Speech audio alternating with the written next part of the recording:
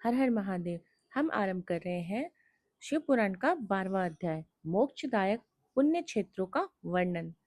सूत जी बोले, हे विद्वान और बुद्धिमान महर्षियों, मैं मोक्ष देने वाले शिव क्षेत्रों का वर्णन कर रहा हूँ। पर्वत, वन और कानूनों सहित इस पृथ्वी का विस्तार 50 करोड़ योजन है। भगवान शिव की इच्छा से पृथ्वी ने सभी को धारण किया है। भगवान शिव ने भूतल पर विभिन्न स्थानों पर वहां के प्राणियों को मोक्ष देने के लिए शिव क्षेत्र का निर्माण किया। कुछ क्षेत्रों को देवताओं और ऋषियों ने अपना निवास बनाया है, इसलिए उसमें तीर्थ प्रकट हो गया। बहुत से तीर्थ ऐसे हैं जो स्वयं प्रकट हुए हैं। तीर्थ क्षेत्र में जाने पर मनुष्य को सदा स्नान, दान और जाप करना चाहिए, अन्यथा मनुष्य रोग, गरीब तथा मुक्ता आदि दोषों का भागी हो जाता है। जो मनुष्य अपने देश में मृत्यु को प्राप्त होता है, वह इस पुण्य के फल से दोबारा मनुष्य योनि प्राप्त करता है, परंतु पापी मनुष्य दुर्गति को ही प्राप्त करता है। हे ब्राह्मणों, पुण्य क्षेत्र में किया गया पाप कर्म अधिक दृढ़ हो जाता है, अतः पुण्य क्षेत्र में निवास करते समय पाप कर्म करने से बचना चाहिए। सिंधु और सतलुज नदी के तट पर बहुत से पुण्य क्षेत्र हैं। सरस्वती नदी परम पवित्र और 60 मुख वाली है, अर्थात उसकी 60 धाराएं हैं।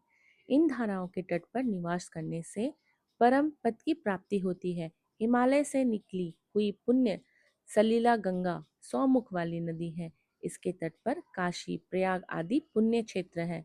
मकर राशि में सूर्य होने पर गंगा की तटभूमि अधिक प्रस्थ और पुण्यदायक हो जाती है। सोनभद्र नदी की 10 धाराएं हैं। बृहस्पति के मकर राशि में आने पर यह अत्यंत पवित्र तथा अभिष्ट फल देने वाली है। इस समय यहाँ स्नान और उपवास करने से विनायक पद की प्राप्ति होती है। पुण्य सलीला महानदी नर्मदा के 24 मुख है। इसमें स्नान करके तट पर निवास करने से मनुष्य को वैष्णव पद की प्राप्ति होती है। तमसा के 12 तथा रेवा के 10 मुख है। परम पुण्यमयी गोदावरी के 21 मुख है। यह ब्रह्म हत्या तथा गोवध पाप का नाश करने वाली एवं रुद्रलोक को देने वाली है।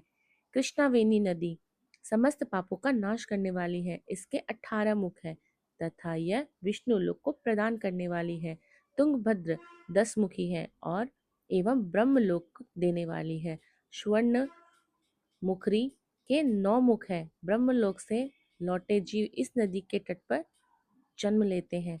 सरस्वती नदी, पंपा सरोवर, कन्याकुमारी, अंतर्रीप तथा शुभकारक श्वेत नदी सभी पुण्य क्षेत्र हैं। इसके तट पर निवास करने से इंद्रलोक की प्राप्ति होती है। महानदी कावेरी परम पुण्यमयी है। इसके 27 मुख है। ये संपूर्ण अभिष्ट वस्तुओं को देने वाली है। इसके तट ब्रह्मा विष्णु का पद देने वाले हैं। कावेरी के जो तट शैव क्षेत्र के अंतर्गत है, वे अभिष्ट फल तथा शिवलोक प्रदान करने वाले हैं। नैमिसारण्य तथा बद्रिकाश्रम में सूर्य और बृहस्पति के मेष राशि में आने पर स्नान और पूजन करने से ब्रह्मलोक की प्राप्ति होती है।